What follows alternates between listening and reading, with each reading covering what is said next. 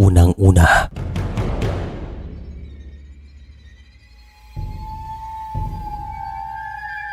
ang ilan sa mga Pilipino ay mahilig sa mga kwentong kababalagan.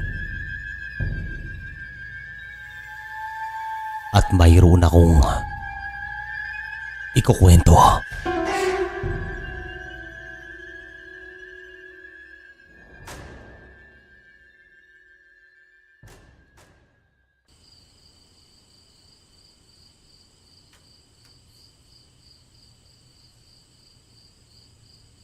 Magandang araw po sa lahat.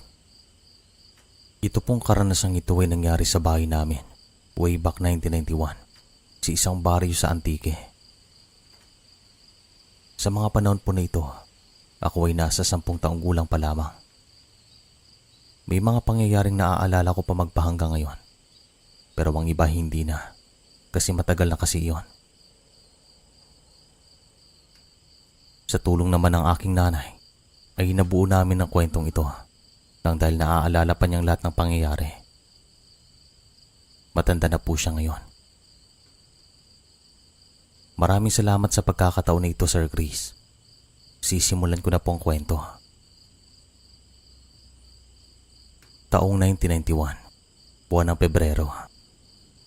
Isang hapon, pagkarating ko sa bahay galing eskwelahan, ay agad kong ginawang nakatokang gawain para sa akin. Ito ay ang magsibak ng mga kahoy na kinuha ni tatay sa kakahuyan na medyo malapit lang mula sa aming bahay. Sabi kasi niya, dapat masanay daw kami sa trabaho. Para sa paglaki namin ay hindi kami magrereklamo. Ginawa ko naman po ito at hindi naman nagtagal ay pinuntan ako ng aking nanay at sinabihan na pagkatapos ko daw gawin to, ay bibili ako ng ulam sa isang talipapa na medyo may kalayuan mula sa aming baryo. At hindi naman po ako tumanggi. Si kuya naman, nasa eskwelahan pa sa mga oras na ito at yung bunso namin ay nasa loob ng bahay. Nakikipagkulitan kay tatay. Nasa 2 taong gulang pa lamang ito. Si kuya kasi pinanganak nung 20 anyos pa lamang si nanay. At itong bunso namin ay hindi naman nila inaasahan. Pero dumating siya. Pagkatapos ko nga magsibak ng mga kahoy, ay kinuha ko ang pera kay nanay. At saka naglakad ako papunta sa talipapa. At makalipas ang mahigit 10 minuto, ay nakarating ako doon. Tamang-tama din naman na si kuya ay nandoon. At meron siyang kasamang dalaga na kasing edad niya. "Oh, kuya, ba't ka nandito?" Tanong ko sa kanya. "Huwag ka na magtanong. Sabay na tayong umuwi sa bahay." Sagot niya at nakita kong ngumiting dalaga. Tawagin natin siya sa pangalang Belen.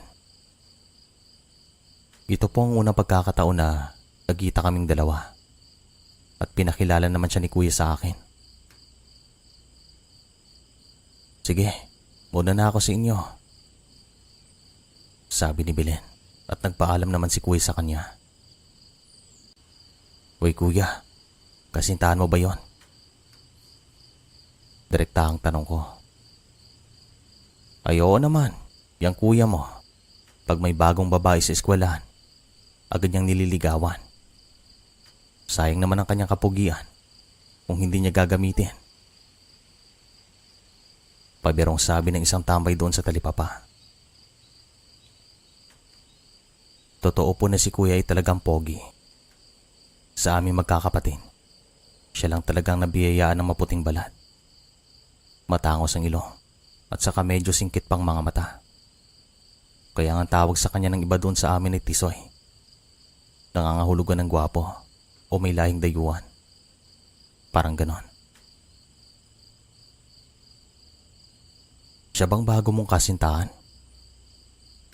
Tanong ko pa sa kanya habang naglalakad kami pa uwi. "Oo, nagkakilala kami sa eskwelahan. Ang sabi ng kanyang mga kaklase, galing daw siya sa ibang probinsya at lumipat sila dito Hindi naman niya sinabi sa akin kung saan siya nakatira. Ayaw rin niyang magpahatid. Sagot ni kuya. Wala tayong magagawa dyan, kuya. Sagot ko naman. Pagkarating namin sa bahay, ay agad kaming kumain ng hapunan at gaya ng nakaugalian, maaga kaming natulog. Habang lumilipas sa mga araw, Sir Chris, napapansin ko kay kuya na palagi nitong nagpapabango at ang bukang bibig niya ay si Belen. Kanyang kinukwento sa amin ng mga kanilang ginawa sa isang araw at ang saya-saya niya. Nagsabi naman si tatay na pwede naman niyang dalhin si Belen sa bahay namin para ipakilala sa mga ito. Pero tumatanggi daw si Belen sa tuwing sasabihin ito ni kuya sa kanya. Mas mabuti daw na si kuya ang pupunta doon sa kanilang bahay. At tama naman po ito. Dapat lalaki naman talagang pumupunta sa bahay ng babae, lalo pat sa mga panahong ito ay medyo istrikto pang mga magulang at disiplinado.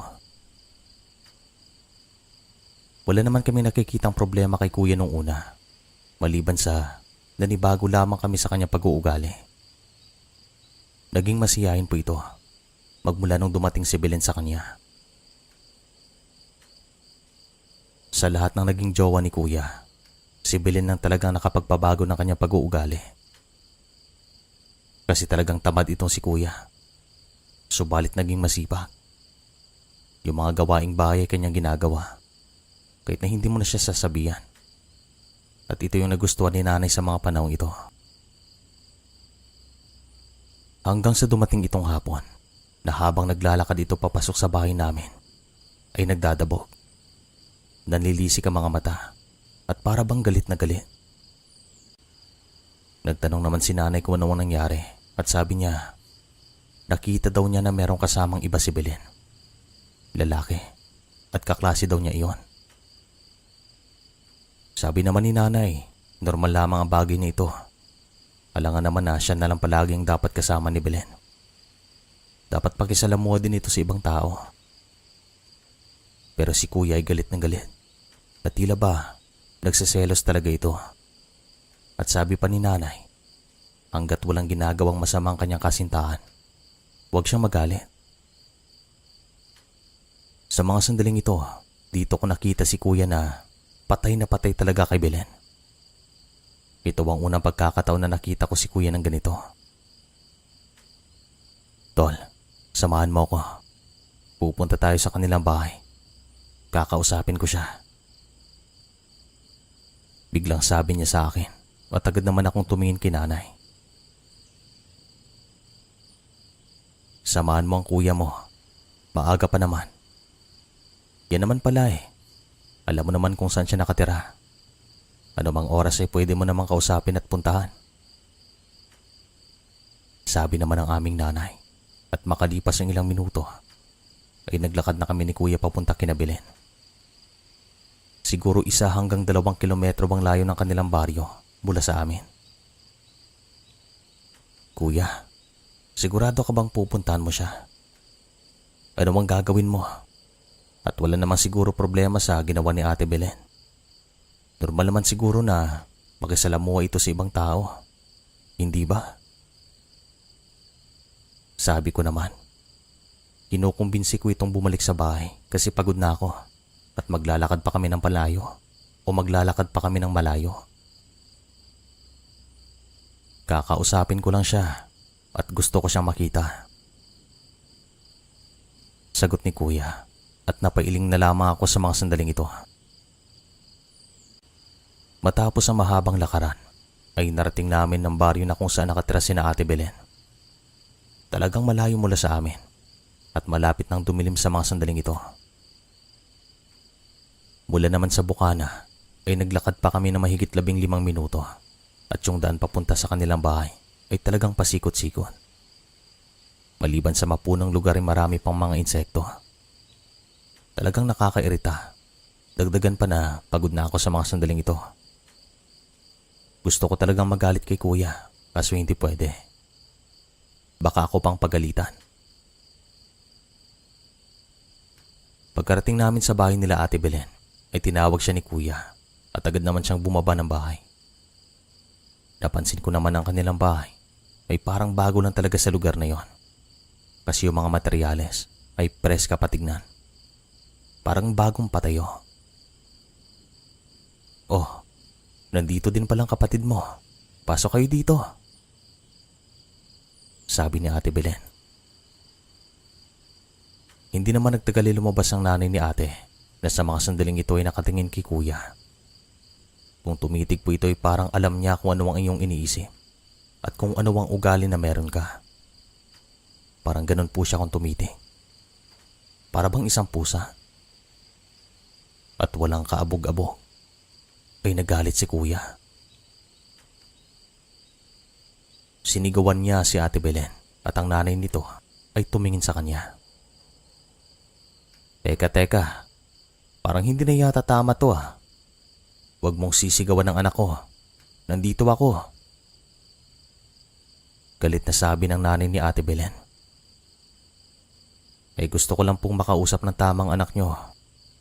Parang meron kasing tinatago. Sabi ni Kuya. Kuya, umuwi na tayo. Pag-usapan nyo na lang to bukas. Na kayong dalawa lang. Pabulong na sabi ko. At ito po ang unang pagkakataon na nakita ko si Kuya ng ganon. At makikita talaga na patay siya kay Ate Belen. At bago naman kami umalis, ay tumitig ang nanay ni ate kay Kuya. Kitang-kita ko na nagalit po ito. Pagkarating namin sa bahay, ay agad ko namang kinuwento kay nanay tatay tungkol dito. Hindi ko talaga akalain na sisigawan ni Kuya ang isang babae nang dahil sa matinding selos. Ito rin ang unang pagkakataon na nakita kong patay na patay siya sa isang babae. Sabi naman ni tatay, mukhang merong nangyayaring mali kay Kuya at hindi na daw ito ang kanyang anak. Sabi naman ni nanay, baka nabulag lang si Kuya sa pag-ibig. At baka seryoso na talaga ito kay Ate Belen. Pero ang sabi pa ni tatay, may kutob ito na meron talagang nangyayaring hindi maganda. Yung mga nakagawi ang gawin ni Kuya ay hindi niya nagagawa. Bandang 9:00 ng gabi, habang ako ay nagpapaanto, ay napansin ko na parang nagsasalita si Kuya. Pero tulog po siya sa mga sandaling ito. Ilang beses ko itong tinapik at ginising, pero hindi ito nagigising. Hanggang sa nakarinig ako ng yapak sa bubong ng aming bahay. Gawa lamang ito sa pawi, kaya kapag meron mang aapak, talagang madidinig ko ito. Kuya, gising. Sabi ko, at nung una ay hindi pa masyadong malakas ang kanyang pagsasalita. Pero habang tumatagal, palakas po ito ng palakas. Hanggang sa napagpasyan ko ng tawagin si nanay at tatay kasi inisip ko na baka binabangungot si Kuya. Alam kong delikado po ito. Wala naman siyang ibang binabanggit kundi si Ate Belen. At nang makabangon na ako, Sir Chris, napansin ko na merong gumagalaw sa siwang na pumapagitan sa bubong at dingding. Para bang may tumatama sa pawin na kung papakinggan ay parang kaluskos. Maliban dito ay meron talaga akong nakikitang gumagalaw doon kasi ang ilaw ng gasera ay tumatama doon. Hanggang sa meron akong nakitang matang nakatingin sa akin at alam ko na ang kanyang posisyon ay patiwarik. Sa tingin ko naman, yung katawan niya ay nasa bubong. Nakadapa ito at ang ulo niya ay ang siyang nakikita ko sa siwang. Ang mas nakakatakot pa hindi po ito tao, kundi isang pusa. Pero alam ko rin na hindi siya pangkaraniwan nang dahil sa laki ng kanyang ulo. At hindi kaya ng pusa na gawin ang kanyang ginagawa nang dahil yung mga pangkaraniwan ay hindi naman ganun kalaki. Sigaw ako ng sigaw at si Kuya nagsasalita pa rin. At nang makapasok na si nanay at tatay sa loob ng kwarto, ay agad silang nagtanong kung bakit ako nagpapanik. At dito ko na po sinabi kung ano ang aking nakita at kung ano ang nangyayari kay kuya. Binuksan naman ni tatay ang bintana at lumabas. Pero wala daw siya nakita sa bubungan. Subalit nakarinig daw ito ng mga yapak sa kabilang bahagi ng bahay. Mga yapak na parang tumatakbo papalayo. Kaya naman hinabol niya ito. Pero wala daw siyang naabutan. Nang makapasok ito, sinasabi ko na nga ba, meron talagang nangyayaring hindi maganda sa anak natin. Sabi niya kay nanay. Mahigit kalahating oras namin ginising si kuya at nang magising ito ay sabi niya na panaginipan daw talaga niya si Ate Belen at ang nanay nito. At ang isa pang pinagtataka namin, Sir Chris, si Ate Belen ay talagang hindi maganda at alam na alam ko na kung nasa tamang pag-iisip lamang si kuya, hindi talaga niya ito matitipuan. Kaya kinabukasan ay tumungo kami sa isang albularyo. Pero hindi lang namin sinabi kay kuya na doon kami tutungo. At pagkarating namin sa labas pa lang ng bahay ng albularyo, ay nakita namin na napapaatras si kuya. Na tila ba merong kumokontrol sa kanya na umalis doon. Pero hinawakan siya na maigpit ni tatay. Pumasok kaming lahat. Agad naman siyang tinignan ng albularyo at matapos namin ikwentong lahat sa kanya, ay dito na siya napailing. At meron naman siyang sinabi sa amin. Alam nyo, natatawa ako. Silang nagayuma sa anak nyo. Pero nung nagalit siya dahil sa nagsiselos ito, nagalit din ang nanay na siyang may pakana at gumawa ng gayuma. Parang hindi siya natuwa nung sinigawan ng anak niya. Pero siya din naman ang dahilan kung bakit nagsiselos itong anak nyo. Ay nako, pag nagamot ko siya, bantayan nyo at maging alerto kayo nang dahil meron silang lahing aswang. Sabi ng albularyo. Sinasabi ko na nga ba, tama talagang kutob ko. Biglang sabi naman ni tatay at matapos ng gamutin ng albularyo si kuya, ay unti-unti siyang bumalik sa dati niya pag-uugali. Kinabukasan, binantayan niya si kuya sa eskwelahan at nakita daw niya na kinakausap siya ni Ate Belen.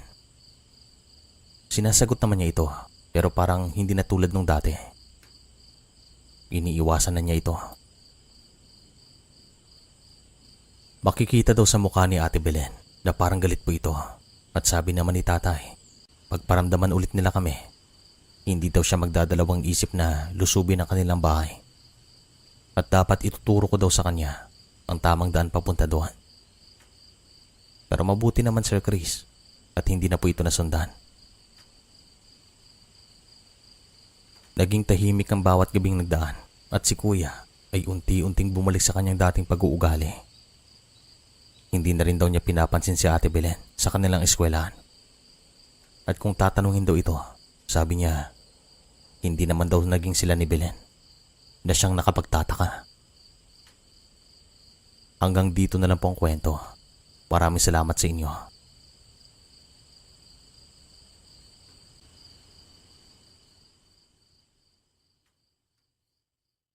Unang-una,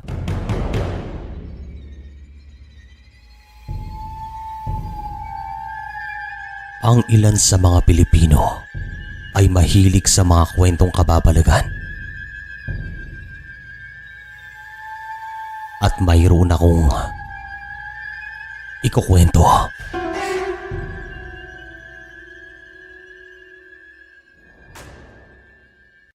Magandang araw po sa inyo. Meron pa po tayong isang channel na pinangalanan ko na Kulba. May mga kwento po doon at ipipin ko na lang po sa comment section ng kanyang link para makita nyo agad. Maraming salamat po sa inyo.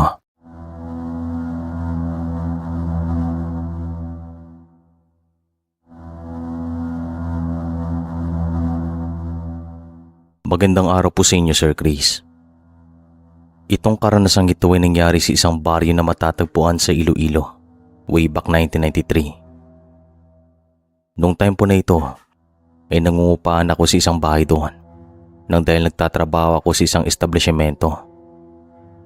Taga-Antique po ako, pero doon ako nakapagtrabaho nung time na to sapagkat maraming oportunidad doon kahit magpahanggang ngayon. May kalakihan din ang sahod kung ikukumpara dito sa amin. Kaya naman doon ako napadpad way back 1993. Yung bahay naman na inuupahan ko ay maliit lamang. Merong 2 kwarto at yung kasama ko doon ay mag-asawa. Natawagin natin sa mga pangalang Jojo at Mina. Mabait ang mga ito at talagang mabilis pakiusapan. May mga pagkakataon din kasi na nauubusan ako ng pera kasi pinapadala ko sa aking mga magulang. Pinapahiram ako ng 2. Pareho din po silang nagtatrabaho nung time na to. Isang hapon, pagkarating ko sa bahay galing trabaho, ay narinig ko silang nag-aaway. Meron silang pinag-aawayan kaya hindi na muna ako pumasok sa loob ng bakuran. Ang lakas kasi ng sigaw ni Mina. Dinig na dinig ng mga taong napapadaan sa labas ng bakon. Kaya naman tumambay muna ako. Noong kumalma ng lahat, ay dito na ako nagkaroon na pumasok sa loob at umubo ako nang sa ganun ay marinig ako ng 2. Agad naman silang lumabas at sinalubong ako na para bang hindi sila nag-away. Ayon naman sa mga narinig ko, ang kanilang pinag-aawayan ay tungkol sa isang babae na kakilala ni Jojo. Inisip ko naman na normal lamang ito sa mag-asawa at hindi po ito bago.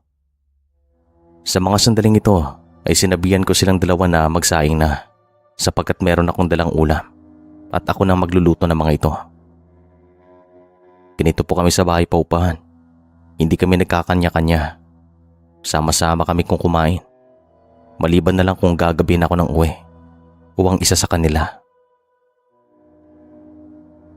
Pagkatapos ko nga magluto ay sama-sama kaming kumain ng hapunan. Masaya naman ang aming mga usapan. Parang wala nga nangyari. Parang hindi nga sila nag-away. Pero aking nahahalata na parang may galit talaga si Mina kay Jojo. Pero hinayaan ko na lamang. Pagkatapos ko namang kumain, ay lumabas muna ako para magyosi kasi alam ko na meron pa silang pag-uusapan. Tumambay muna ako sa isang tiyangge na malapit lang naman sa bahay paupahan. Bago naman mag-alas 7 ay napagpasyan kong bumalik na sa bahay kasi pagod din po ako sa trabaho buong araw. At nung malapit na ako sa may bakod ay meron po akong napansin. Isang babae na parang sumisilip sa mga siwang ng bakod at kanyang sinisilip yung kwarto ng mag-asawa. Hindi ko lang masyadong maaninag ang kanyang mukha sapagkat madilim. Pero sigurado ako na babae po siya kasi mahabang kanyang mga buhok. Tapos parang kahina-hinalang kanyang ginagawa. Para bang meron siyang hinahanap. Pero bago pa man ako magtanong sa kanya, ay tumingin ito sa akin ng masama at saka naglakad papalayo. Hindi ko nga po namalayan na dumaan ito sa aking harapan. Para bang meron siyang ginawa sa akin para mawala ako sa aking katinuan ng ilang segundo. Talagang nakapagtataka Sir Chris kung ano ang kanyang ginawa. Ang bilis na pangyayari. Makalipas ang ilang minuto ay bumalik ako sa aking katinuan at bigla ko namang nakalimutan kung ano ang aking ginawa sa labas ng bakuran. At sabi ko sa isip ko, anong ginagawa ko dito? At agad ako napakamot at saka pumasok sa loob ng bahay na parang walang nangyari. Nakita ko naman na nagpapahinga ng mag-asawa kaya naman pumasok na rin ako sa aking kwarto para magpahinga na rin. Makalipas ang mahigit kalahating oras ay nakatulog po ako nang hindi ko namalayan. Ngunit bandang alas 11 ng gabi, nagising ako. Hindi ako mapakali. Hindi na ako makabalik sa aking pagtulog na para bang merong gustong ipahiwatig ang paligid. Nakakabalisa at nakakainis rin at the same time kasi gustong gusto kong matulog para makapagpahinga na ako pero hindi ko na magawa at hindi ko alam kung bakit. hanggang sa narinig kong nananaginip si Jojo. Meron po siyang binabanggit na isang pangalan at babae pong pangalan na ito. Nadidinig ko kasi dingding lang naman ang pagitan ng aming mga kwarto, tapos wala pang kisame. Ngumiti naman ako kasi alam ko na kapag marinig to ni Mina, siguradong magagalit siya. At hindi nga ako nagkamali, Sir Chris. Narinig niya. Nagising siya. Ilang ulit pang binanggit ni Jojo ang pangalan ng isang babae, pero itago na lang natin sa pangalang Tanya. Nananaginip siya na para bang naglalabing-labing ang mga ito. Kakaiba pero totoo po ito, Sir Chris.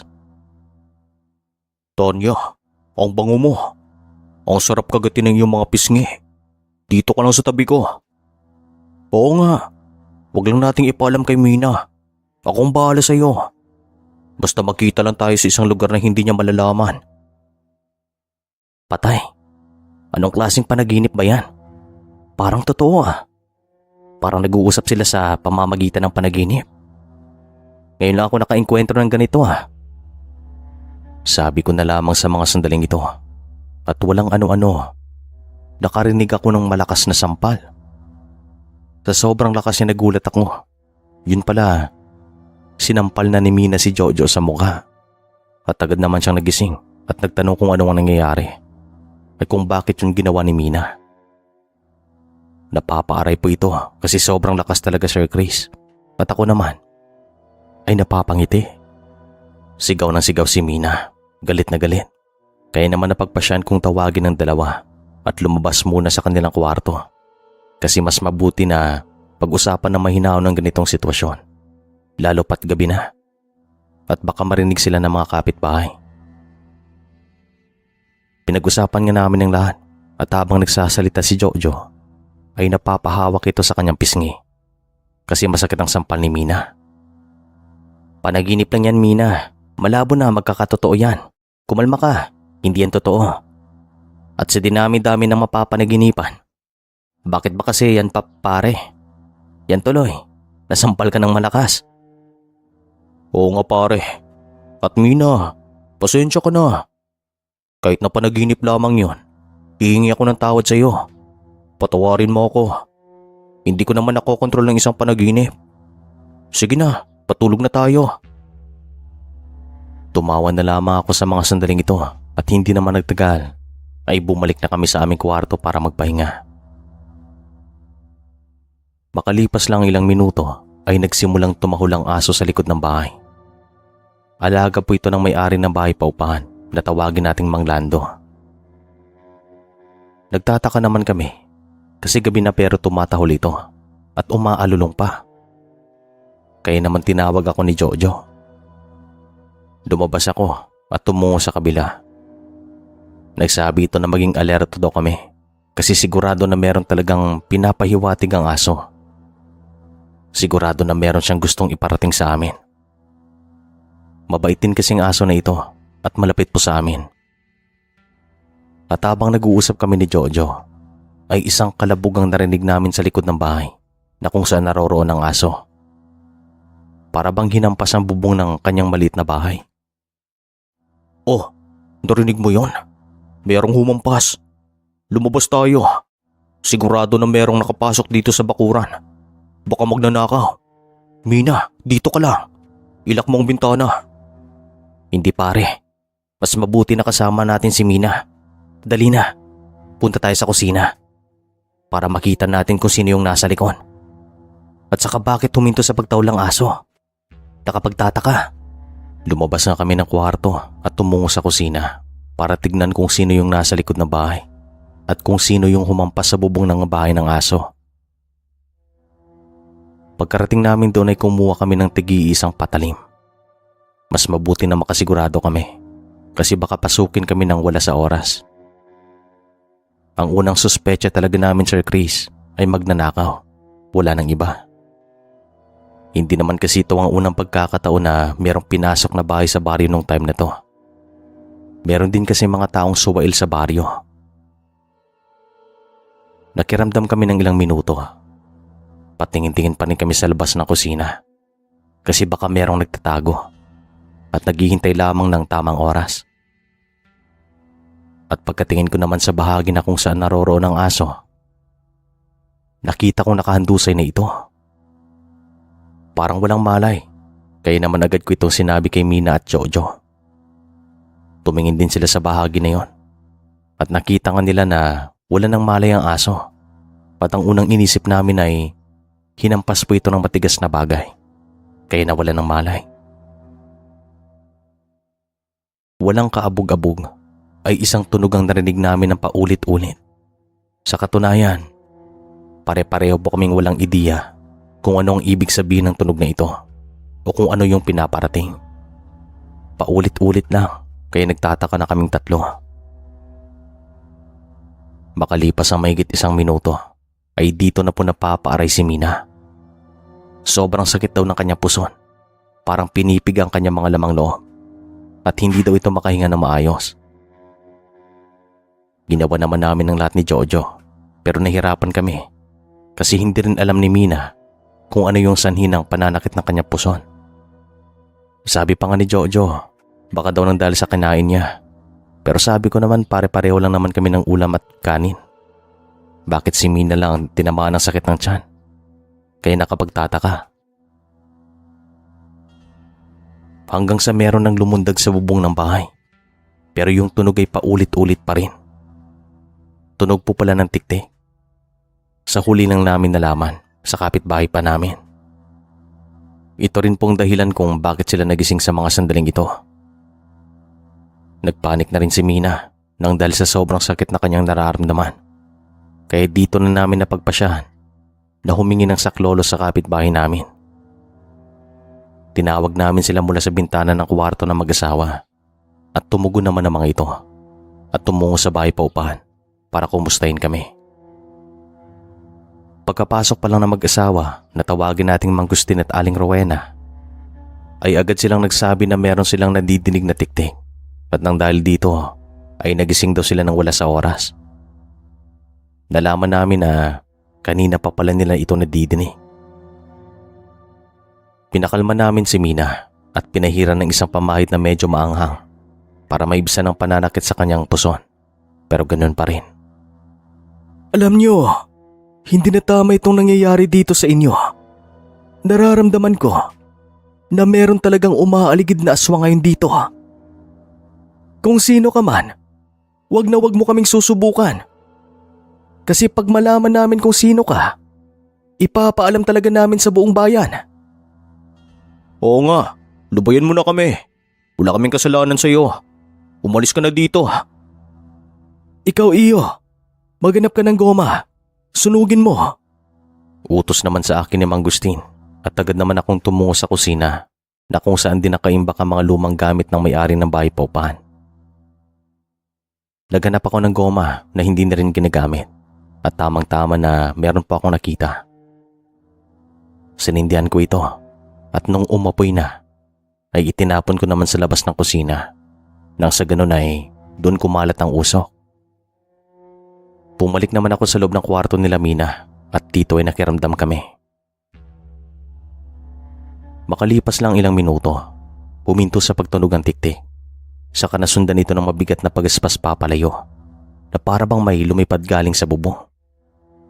At sabi naman ni Aling Rowena, umalis na siya nang dahil sa hindi niya siguro nakayanan ng amoy ng goma. At dito na rin unti-unting bumalik sa normal ang pakiramdam ni Mina.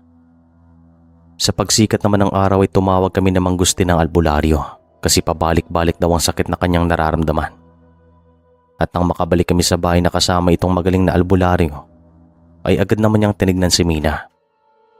At ang unang sinabi niya, Sir Chris, buntis ito at merong gustong kumuha sa anak nila Jojo. At nang tanungin namin ng albularyo kung sino, isa lang kanyang tinignan. Si Jojo. At nagsabi ito na kakilala daw ni Jojo kung sino.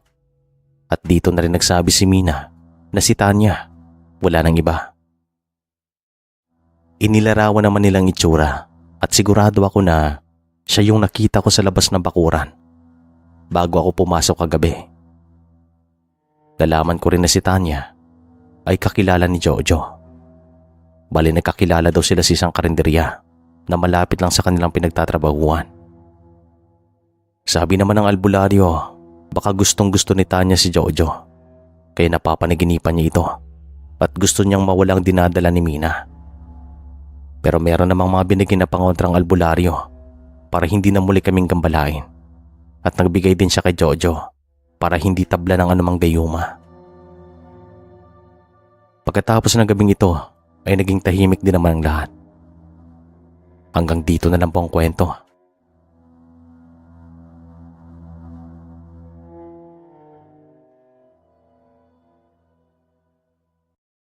Unang-una,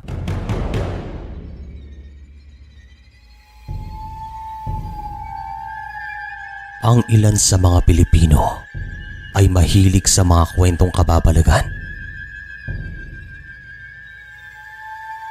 At mayroon akong ikukwento.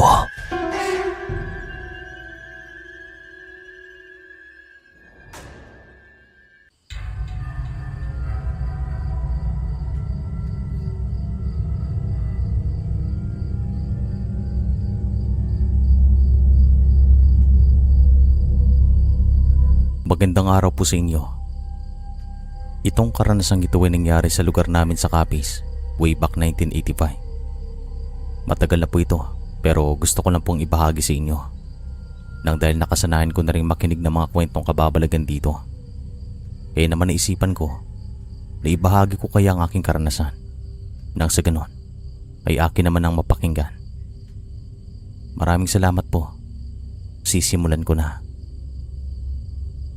Taong 1985, buwan ng Mayo. Isang umaga ay naisipan kong tumungo sa bahay ng aking tiyo sa karatig ng aming baryo nang dahil meron silang kaunting handaan doon sa araw na ito. Kaarawan kasi ng pinsan ko. Kaya naman sabi ko, gusto ko munang tumulong doon sa mga gawain, lalo pat mga kamag-anak naman namin sila.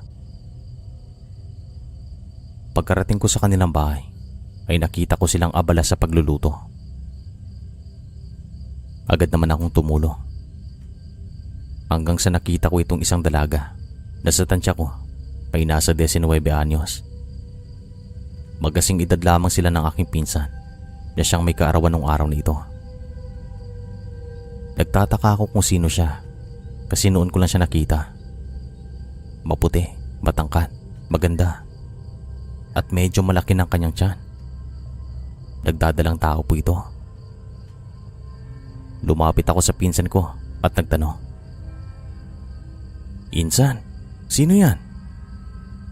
Pabulong na sabi ko at agad naman siyang lumingon sa babae at ngumiti. "Ay, hindi ko nga pala nasabi sa'yo. Kasintahan ko yan at ipinagbubuntis niya ang aming panganay. Mamaya ko nang ikukwentong lahat sa'yo." Sagot naman niya at tumango naman ako sa kanya. "Sige insan, sigurado akong mahabang kwento iyan." Sagot ko naman.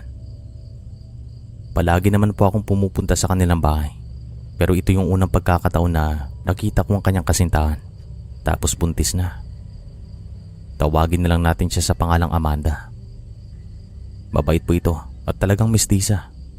Yun bang parang galing sa isang mayamang pamilya kung pagbabasehan ng kanyang kutis. Sabi ko naman sa isip ko, grabe talaga tong pinsan ko.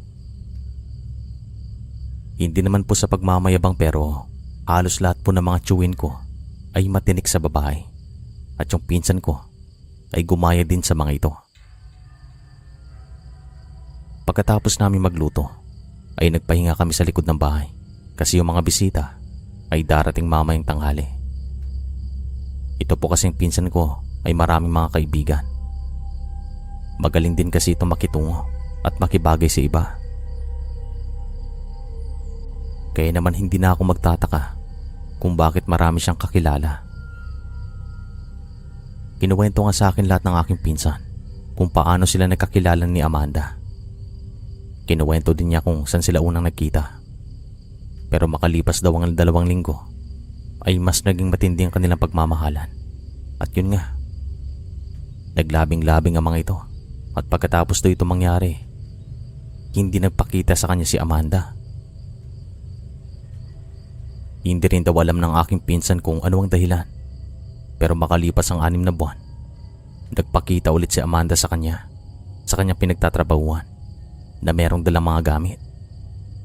Lumayas pala ito at sumama sa aking pinsan. Sa katunayan nung time na to ay mahigit 4 na araw pa lang naninirahan si Amanda sa kanilang bahay. Wala pa nga 1 linggo. Kaya noon ko lang siya nakita. Kinahapunan ay medyo lasing ng lahat ng mga bisita ni Insan. At siya naman ay kontrolado ang pag-inom. Nang dahil nga buntis si Amanda at kinakailangan pa niyang asikasuhin ang kanyang mga bisita. Bandang 8:00 ng gabi ay kami na lang natira at sinabihan ako ng pinsan ko na wag na munang umuwi. Doon na lang daw muna ako magpapalipas ng gabi. Hindi naman po ako nakainom ng alak, kaya hindi rin ako tumanggi sa kanya. At isa pa, medyo malapit lang naman ang baryo namin mula sa kanila.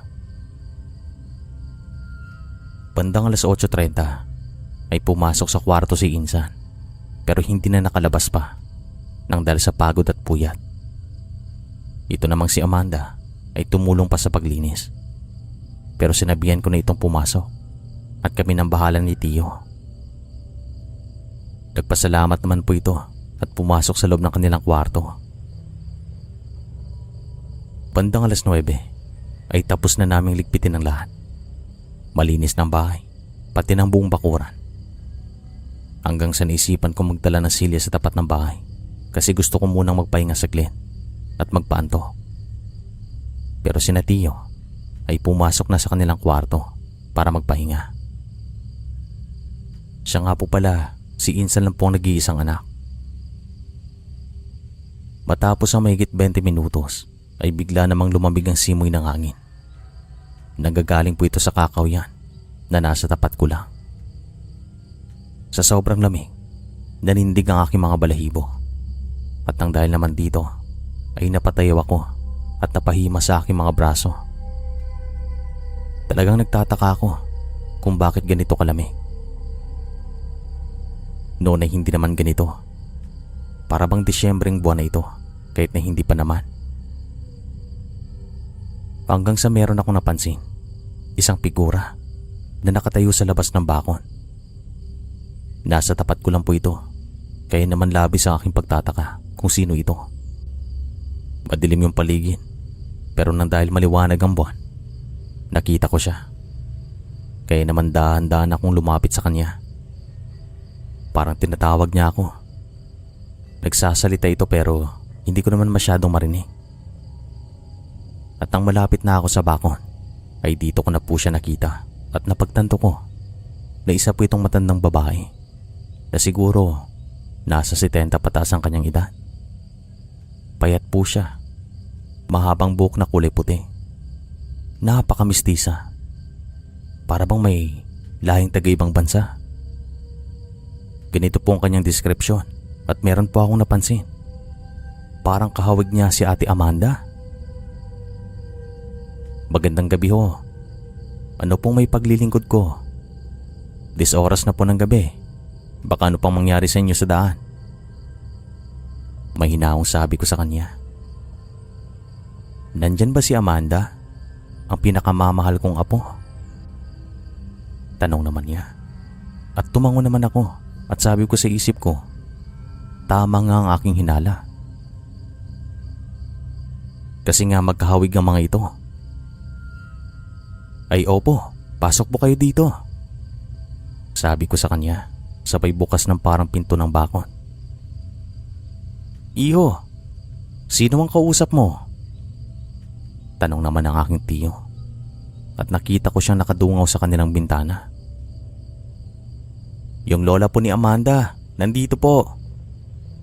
Sagot ko, sabay lingon sa kinaroroonan ng matanda. Pero wala na po ito. Agad naman akong tumingin sa paligid. Hindi po ako makapaniwala na nawala ito na parang bula. Malabo naman na agad siyang makalayo kasi wala namang bahay sa paligid. At kung tumakbo man po ito, sigurado ako na makikita ko siya. At kung gugustuhin ko pa nga, mahahabol ko pa ito. kung pagbabasya ng kanyang pangangatawan.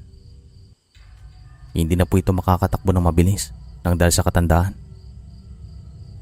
Nang dahil naman dito ay tumakbo ako papasok sa loob ng bahay at si Tio lumabas ng kanilang kwarto para tanungin ako kung anong problema.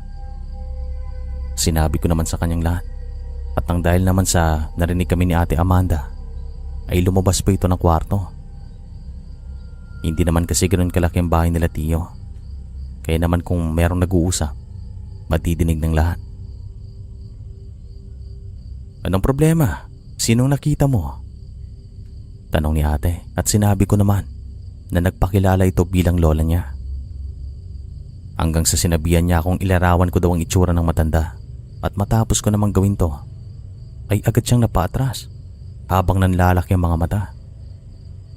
Hindi po ito makapaniwala. Para bang natakot ito bigla. Kaya naman nagtataka kami. Iya, ayos ka lang ba? Tanong ni Tio sa kanya at pumasok agad siya sa loob ng kanilang kwarto. Narinig namin siyang ginigising si Insan. Para bang natataranta ang kanyang boses at hindi rin po ito mapakali. Nakatingin kasi kami sa kanya mula sa labas ng kwarto. Nakabukas kasi ang kanilang pinto, kaya naman napakamot din si Tio. Ano kaya nangyayari sa kanya? Bakit ganun na lamang kanyang reaksyon? Anong meron sa matandang yon? Pabulong na sabi sa akin ni Tio. Wala namang kakaiba sa kanya, Tio. Sa katunayan, mestiza pa nga iyon. Maamong muka. Kahawig talaga ni Ate Amanda. Sagot ko naman sa kanya at agad naman siyang napailing. Bakit ganyan talagang reaksyon niya? Tanong pa ni Tio. Hindi ko rin po alam, Tio. Sagot ko naman. At hindi nagtagal, lumabas sila ng aking pinsan. At dito namin napansin na si Ate Amanda ay talagang namimilipit sa sobrang sakit ng kanyang tiyan. Pinagpapawisan na rin po ito, namumutla at hindi mapakali. Patingin-tingin ito sa paligid ng bahay na tila ba merong hinahanap. Kaya labis talaga ang aming pagtataka. Tinulungan naman namin si Ate Amanda kasi hindi na niya kaya ang kanyang nararamdaman. At sa maniwala kayo o hindi, habang ginagawa namin to, isang lundag ang narinig namin sa bubong ng bahay. Gawa lamang sa pawid pero yung lundag ay talagang mabigat. Yun bang malaking hayop o tao? Kaya naman lahat kami ay napatingala at si Ate Amanda ay natakot ng sobra. Hindi naman niya alam ang kanyang gagawin. Mas nadagdagan ang kanyang takot. Hindi na po ito mapakali at parang gusto niyang tumakbo palabas ng bahay at lumayo. Hanggang sa nagsabi naman si Tio na bantayan daw namin si ate at lalabas ito ng bahay. Nagsimulan na ring umalulong ang mga aso ng mga kabaryo nila Insan. Kahit malayong agwat nila sa bahay, nadidinig pa rin namin. Para bang meron silang nakikitang hindi maganda. Nakakahilakbot ang mga sandaling ito. Kahit po ako ay talagang kinikilabutan. Hindi rin po ako mapakali at para bang nilalamon na ako ng takot. Lumabas nga si Tio at umiyak na si Ate Amanda. Hindi niya nakayanan ng sobrang sakit ng kanyang tiyan. At nung nakita naming may mga dugo sa kanyang mga binti, dito na po siya sumigaw. Lola, layuan mo na ako. Mahal ko po siya. Mahal ko po yung magiging anak namin. Hindi ko sila kayang ipagpalit. Nakikiusap po ako sa inyo. Lubayan niyo na ako. Kaya ko na rin ang aking sarili. Malaki na ako at nasa tamang edad. Wala naman akong ibang hinihingi sa inyo, kundi ito lang. Biglang sigaw ni Ate Amanda na nasa malakas na tono. Kaya naman agad kami nagtinginan. Si Tita, Insan at ako ay parang hindi makapagsalita sa mga sandaling ito. Si Tio naman ay sumisigaw sa labas ng bahay. Pinapalayas ang nambubulabog sa amin. Pero alam kong narinig niya ang sinabi ni Ate Amanda. At nagtataka din po ito. Makalipas ang mahigit 5 minuto ay pumasok siya sa loob ng bahay at nagtatanong kung kumusta ba si ate. Nakita naman namin ang mukha ni ate at mga balat ay talagang namumutla at ang kanyang bibig ay nangingitim na, pati ang kanyang mga daliri. Wala siyang ibang bukang bibig kundi ang kanyang lola. Nagmamakaawa pa rin po ito kahit nawala na itong lakas na magsalita. Sa katunayan po, si ate ay mamamatay na sa mga sandaling ito kung pagbabasehan ng kanyang pinapakita. Sa maniwala kayo hindi Sir Chris, si Insan ay napatulala. Parang nawalang pagod at kalasingan sa nangyari kay Ate Amanda. Hanggang sa nagsabi si Tio na tatawag ito ng albularyo. Pero bago pa man siya lumabas ng bahay ay meron kaming narinig na pagaspas sa bubo. Mabigat yon at para bang malaking ibon ang lumipad papalayo. Mahirap man paniwalaan pero narinig talaga namin yon. Dito na rin unti-unting kumalma si Ate Amanda at para bang biglang bumalik ang kanyang dating sigla. Kitang-kita ko talaga na yung mga bibig niya ay unti-unting bumalik sa normal at parang naging maayos ang kanyang pakiramdam. Nung nimasmasan po ito, ay pinakalma naman siya ni Insan at inalagaan. Hanggang sa unti-unti na ngang naging maayos ang kanyang pakiramdam. Dumating naman po si Tio na kasamang albularyo at si Ate Amanda ay nakatulog ng dahil sa sobrang pagod. At sabi naman ng albularyong sumuri sa kanya, wala namang problema. Maayos naman daw siya. Kinakailangan lang niya na pangontra. At magmula nga sa araw na ito Sir Chris, sa maniwala kayo hindi na muling binulabog si Insan doon sa kanilang bahay. Nilubayan sila ng lola ni Ate Amanda at nalaman din namin na ang kanilang pamilya ay bantog talaga sa kanilang bayan. Pero nagpapasalamat to si ate at nakilala niya si Insan. Pero ni minsan, walang bumisita o nagkamusta kay Ate Amanda. Kaya naman ginawa ni Insan ang lahat para iparamdam sa kanya na meron siyang pamilya at tahanan. Maraming salamat po sa pagkakataon na ito. Hanggang dito na lang po ang kwento. Mag-iingat kayo palagi.